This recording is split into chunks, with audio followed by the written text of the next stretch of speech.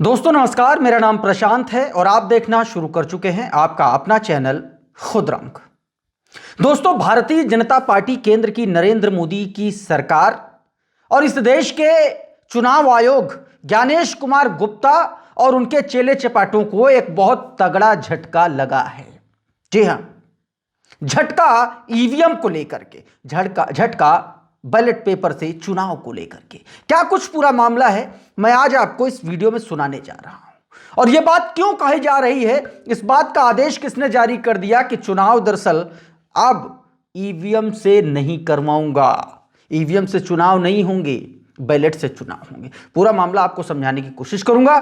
साथ में बंगाल के विधानसभा चुनाव जो इसी साल प्रस्तावित हैं, उन विधानसभा चुनावों में सुप्रीम कोर्ट का एक ऐसा आदेश आया है जिसके बाद यह कहा जा रहा है कि ज्ञानेश कुमार गुप्ता भारतीय जनता पार्टी की सारी साजिशों पर पानी फिर गया है और आज की तारीख में भारतीय जनता पार्टी चुनाव हार चुकी है। और ऐसा कौन सा आदेश आ गया सुप्रीम कोर्ट का जिसकी बाद से यह बात कही जा रही, उसके बारे में बताऊंगा और ले चलूंगा आपको उत्तर प्रदेश, जहां पर योगी आदित्यनाथ को हाई कोर्ट ने एक बहुत करारा झटका दिया है।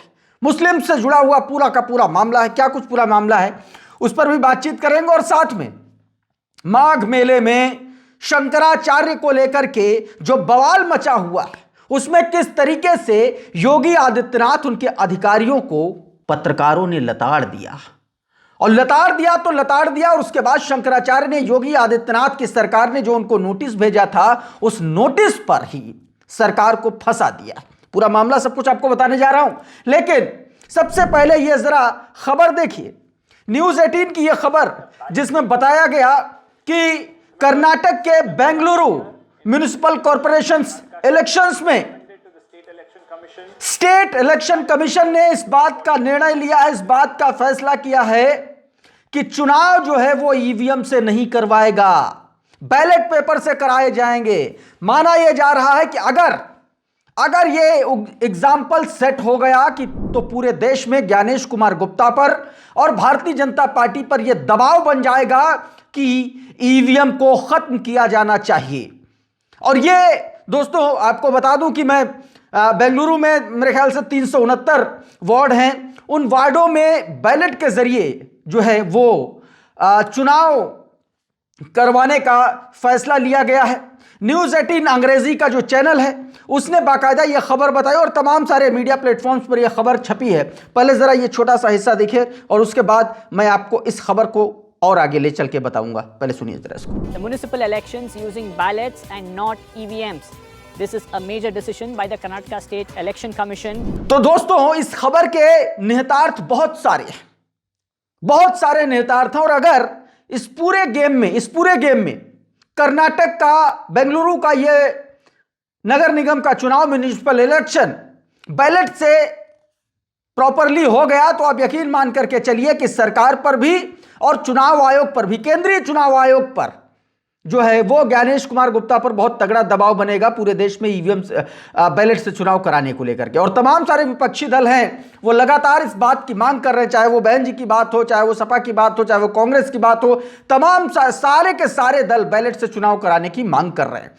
कर्नाटक में आप जानते हैं कि सरकार कांग्रेस की और कांग्रेस ने एक तरीके से वहां का जो चुनाव आयोग, हालांकि वो तो ऑटोनोमस बॉडी होती है, लेकिन जिस तरीके से केंद्रीय चुनाव आयोग भाजपा के प्रभाव में आकर के काम कर रहा है, वो सीधे तौर पर कर्नाटक स्टेट इलेक्शन कमीशन ने यह दिखा दिया कि हम ऑटोनोमस बॉडी हैं, हम जो चाहेंगे वो करेंगे। और वही हुआ दोस्तों। और अब एक तस्वीर में और आपको खबर दिखाना चाहता हूं। खबर बंगाल के चुनाव से जुड़ी हुई है। दोस्तों, बंगाल में एसआईआर के नाम पर, स्पेशल इंटेंसिव रिवीजन के नाम पर बंगाल में जिस तरीके से 1,25,00,000 वोटों के नाम काटे गए, उनमें जिस तरीके से पाई मात्रा नामों की त्रुटि बता करके नाम काटे गए और उस पर सुप्रीम कोर्ट ने चुनाव आयोग को और ज्ञानेश कुमार गुप्ता की टीम को एक बहुत तगड़ा झटका दिया है। सुप्रीम कोर्ट ने साफ कह दिया कि जिन लोगों के आपने नाम काटे हैं, जिनको नोटिस भेजा है, उनको समय दीजिए और वो अपना नाम जो है ऐड कराएंगे। अब दावा किया जा रहा है कि सुप्रीम कोर्ट का यह आदेश ज्ञानेश कुमार और भारतीय जनता पार्टी के किए कराए पर पानी फेर गया है। एक ट्विटर हैंडल है कृष्णन अय्यर, उन्होंने अपने ट्विटर हैंडल पर इस पूरे गेम को लेकर के लिखा। आपकी स्क्रीन पर देखिए क्या लिखा गया। बताया कि पश्चिम बंगाल एसआईआर में सुप्रीम कोर्ट का जो फैसला आया उसके बाद बीजेपी बंगाल में 70% चुनाव हार चुकी है। पश्चिम बंगाल में इलेक्शन कमीशन ने 1.25 करोड़ वोट नाम काट दिए थे, नोटिस भेजे थे, उन पर अब रोक लग गई है और जब तक एक एक नाम फाइनल नहीं होगा तब तक एसआईआर जारी रहेगा। कोर्ट का ऑर्डर कुछ ऐसा है, 1.25 करोड़ नाम की लिस्ट जारी होगी। इसी को अगले 3 रोज में लिस्ट देनी होगी। उम्र में फर्क, स्पेलिंग गलती जैसी बातें नाम काटने की कोई वजह नहीं बनती। भारत में बाल विवाह भी होते हैं। हर राज्य में भाषा का उच्चारण अलग है। शादी के बाद औरतों के सरनेम बदलते हैं। लिस्ट जारी होने के बाद 10 दिन का वक्त होगा। इसी डॉक्यूमेंट से खुश नहीं है तो दूसरे डॉक्यूमेंट लेने पड़ेंगे। डॉक्यूमेंट की रिसिप्ट कॉपी इलेक्शन कमीशन को जारी करनी जरूरी है। बगैर रिसिप्ट कॉपी वेरिफिकेशन नहीं होगा। अगर किसी का नाम काटा गया है तो लिखित वजह बताना होगा और ऐसे ही किसी नाम को नहीं काट सकते। डॉक्यूमेंट जमा करने का वक्त 10 दिन के लिए तयशुदा वक्त के बाद भी जारी रहेगा, यानी वक्त की कोई लिमिट नहीं रहेगी। इलेक्शन कमीशन व्हाट्सएप पर कोई भी सर्कुलर जारी नहीं कर सकता, प्रॉपर सर्कुलर जारी करना होगा। कपिल सिब्बल ने कोर्ट को बताया कि डॉक्टर अमर्त्य सेन, मोहम्मद शामी जैसे लोगों को एसआईआर का नोटिस गया। इलेक्शन कमीशन एक एल्गोरिदम पर काम कर रहा है जिसमें एक बाप के 234 बच्चे दिखाए जा रहे हैं और वोटर का नाम अवैध बता करके काटा जा रहा है। शक यह है कि जानबूझकर ऐसा सॉफ्टवेयर चलाया गया जिसमें विरोधी वोटर्स को एक से एक बाप 234 बच्चे जैसे इल्जाम में फंसा करके नाम काटा जाए। आगे बताया गया कि कोर्ट का यह ऑर्डर ज्ञानेश कुमार और मोदी की सोच के बाहर का ऑर्डर है। बंगाल में जिन्हें बांग्लादेशी कहा गया वो सारे बंगाली हिंदू मिल रहे हैं। 1.25 करोड़ वोटर में से 70 से 80% हिंदू होने की बात सुनी है। मुसलमानों के कागज बहुत मजबूत हैं। मुस्लिम वोटर्स का नाम काटना लगभग नामुमकिन है। यानी बीजेपी ने हिंदुओं को फंसा दिया। अब ये हिंदू मर जाएंगे मगर बीजेपी को वोट नहीं देंगे। तो मैं बीजेपी को हरदम विरोधी, हिंदू विरोधी कहता हूं। राहुल गांधी के बाद शायद टीएमसी वाहिद पार्टी है जिसने ज्ञानेश कुमार को दिन में तारे दिखा दिए। सीधे तौर पर सुप्रीम कोर्ट के ऐसी कई बातें सुप्रीम कोर्ट ने बोली हैं जिससे ज्ञानेश कुमार गुप्ता और नरेंद्र मोदी और अमित शाह का सारा गेम जो है वो धराशायी हो गया। 10 दिन की जो लिमिट है उसको आगे बढ़ाया जाएगा और तमाम सारी पाबंदियां लगा दी हैं। कहा इस तरह ऐसे ही आप किसी का नाम वोटर लिस्ट से नहीं काट सकते। इस बीच योगी आदित्यनाथ की सरकार को मदरसों को लेकर के इलाहाबाद हाईकोर्ट ने एक बहुत तगड़ा और मजबूत झटका दिया है। झटका ऐसा कि अब यह कह दिया है कि 24 घंटे के भीतर मदरसों पर जो सील लगी है उसको खोलिए और फौरन जो है इस आदेश पर अमल कीजिए। एनबीटी की यह खबर देखिए, 24 घंटे में मदरसे पर लगी सील खोले अफसर। मान्यता को लेकर के इलाहाबाद हाईकोर्ट का अहम फैसला। वसीम लिख रहे हैं कि माननीय उच्च न्यायालय से अनुरोध है कि जिन अधिकारियों ने मदरसों को अवैध बता करके ध्वस्त किया उनसे हर्जाना वसूला जाए। जिन मीडिया चैनल्स ने मदरसों के खिलाफ अपने प्रति प्रोपेगेंडा चलाया उन्हें अदालत में तलब किया जाए। जिन अधिकारियों के मदरसा संचालकों को बिना वजह परेशान किया उन्हें भी दंडित किया जाना चाहिए। इस तरीके की मांगे भी अब होने लगी हैं और ये मांगे वाजिब हैं।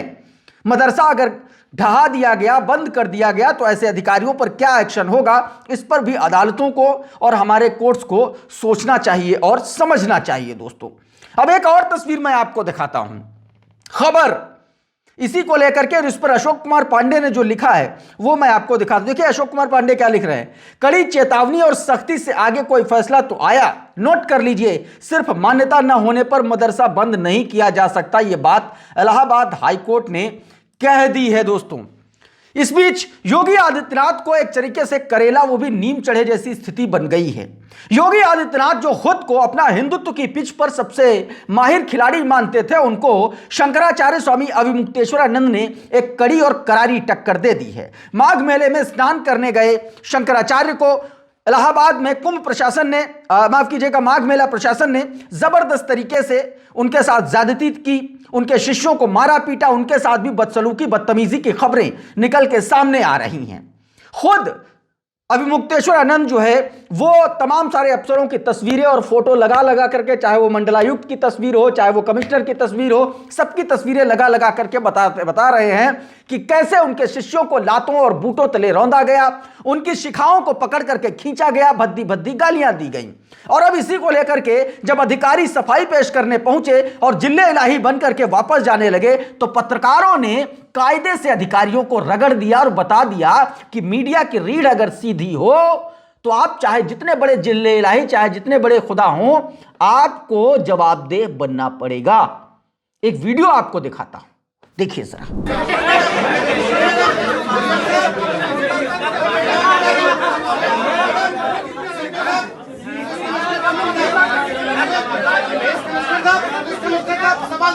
जवाब दीजिए, जवाब दीजिए। भाग क्यों रहे भाई आप लोग भाग रहे हैं, जवाब नहीं दे रहे हैं। तो दोस्तों ये प्रेस कॉन्फ्रेंस हो रही थी बीते दिन और इसी प्रेस कॉन्फ्रेंस में तमाम सारे पत्रकार थे। जब जिले इलाही का ख्याल मगज में भर करके बैठे अधिकारी अपनी प्रेस रिलीज पढ़ करके जाने लगे तो पत्रकारों ने कहा जा कहां रहे हो, आ करके पहले जवाब दो, हमारे भी सवाल सुनो।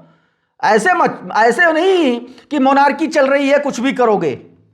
तो इस तरीके से दोस्तों कड़ा सबक सिखाने की बात की। इस बीच शंकराचार्य लगातार दोस्तों अनशन पर हैं, धरने पर बैठे हैं। योगी आदित्यनाथ की सरकार जो है अपनी जिद के आगे किसी की सुन नहीं रही है। शंकराचार्य को नोटिस भेज दिया। यह वो नोटिस है जो शंकराचार्य को भेजा गया है। प्रशासन कह रहा है कि तुम तो शंकराचार्य हो ही नहीं। शंकराचार्य ने ललकार दिया है। क्या शंकराचार्य ने ललकारा है उसका भी वीडियो मैं आपको दिखाने की कोशिश करूंगा, लेकिन उससे पहले जो अभिषेक उपाध्याय ने क्या लिखा इसको लेकर के वो आपकी स्क्रीन पर ट्वीट है, देखिए क्या बताया गया। अभिषेक उपाध्याय ने लिखा कि योगी आदित्यनाथ की सरकार माफी मांगने की जगह शंकराचार्य से ही भिड़ गई। शंकराचार्य को रातों रात प्रयागराज मेला प्रशासन की ओर से नोटिस दिया गया। इस नोटिस में सर्वोच्च न्यायालय के आदेश का हवाला देते हुए लिखा गया कि ज्योतिष पीठ के शंकराचार्य वो नहीं है। फिर शंकराचार्य शब्द का प्रयोग कैसे कर रहे हैं, उनमें 24 घंटे में जवाब मांगा गया है। अब टाइमिंग पर गौर कीजिए। योगी सरकार को कल रात अचानक से दिव्य ज्ञान हुआ कि स्वामी अभिमुक्तेश्वरानंद को शंकराचार्य की उपाधि प्राप्त नहीं है और स्नान विवाद के तुरंत बाद प्राप्त हुए इस दिव्य ज्ञान की से आह्वानित खुशी से झूमते हुए प्रशासन के कारिंदे नोटिस चस्पा करके शंकराचार्य के आश्रम में पहुंच गए। मालूम पड़ा कि उन्हें फोर्स के साथ नोटिस चस्पा करने के लिए भेजा गया है। योगी आदित्यनाथ ने आदतन यहां भी ईगो की लड़ाई छेड़ दी है। अपनी इसी आदत के चलते उन्होंने पार्टी, संगठन, सरकार और यहां तक कि स्वजातीय नेताओं के बीच भी महाभारत मचा रखी है। इसके बाद एक और वीडियो जारी किया गया जिसमें नरेंद्र मोदी प्रधानमंत्री स्वामी अभिमुक्तेश्वरानंद के पैर छूते हुए नजर आ रहे हैं। यह वीडियो देखिए। यह वीडियो दोस्तों मुकेश अंबानी के बेटे की शादी का बताया जा रहा है। इस मौके पर नरेंद्र मोदी ने बाकायदा अभिमुक्तेश्वरानंद के चरण स्पर्श किए। अभिमुक्तेश्वरानंद ने उन्हें रुद्राक्ष की माला भेंट की और उसके बाद वो चले गए। अब इस पर तमाम सारे लोग सवाल उठा रहे हैं। अभिषेक उपाध्याय लिख रहे हैं कि चूंकि योगी आदित्यनाथ की सरकार ने शंकराचार्य के आश्रम पर नोटिस चस्पा करके सवाल उठा दिया है कि वो शंकराचार्य नहीं है, ऐसे में योगी आदित्यनाथ की सरकार को एक नोटिस प्रधानमंत्री कार्यालय पर भी चस्पा करना चाहिए और प्रधानमंत्री से पूछना चाहिए कि उन्होंने किस हैसियत से शंकराचार्य स्वामी अभिमुक्तेश्वरानंद सरस्वती के पैर छुए जबकि वो शंकराचार्य नहीं है। योगी आदित्यनाथ स्वजातीय राष्ट्र के ही सही मगर भविष्य के प्रधानमंत्री हैं। ऐसे में उन्हें वर्तमान प्रधानमंत्री से इतना पूछने का हक तो है ही, सीधे तौर पर उन्होंने लिखा। अब सोचिए कि योगी आदित्यनाथ के करीबी अफसर, देखिए ये फोटो देखिए, योगी आदित्यनाथ के ये बेहद करीबी हैं। प्रयागराज के कमिश्नर हैं, आईजी हैं जोगेंद्र कुमार, और इन पर सीधे तौर पर आरोप लगाया है फोटो दिखा दिखा करके अभिमुक्तेश्वरानंद जी ने। क्या कहा है आप सुनिए जरा। जोगेंद्र कुमार पुलिस आयुक्त प्रयागराज, ऐसा बताया है हमको लोगों ने, सही है कि नहीं पता नहीं। ये जो व्यक्ति है यही सबसे ज्यादा हठधर्मी वहां पर था। अगर किसी ने बात को बिगाड़ा यही व्यक्ति था। बहुत ही हठधर्मी, बहुत ही दुष्ट प्रकृति का। तो दोस्तों इस तरीके से योगी आदित्यनाथ बुरी तरीके से इस पूरे गेम में फंस गई है। इस वीडियो में बहरहाल इतना ही। बहुत बहुत शुक्रिया, बहुत बहुत धन्यवाद। आप जुड़े रहिए आपके अपने चैनल खुदरंग के साथ। नमस्कार।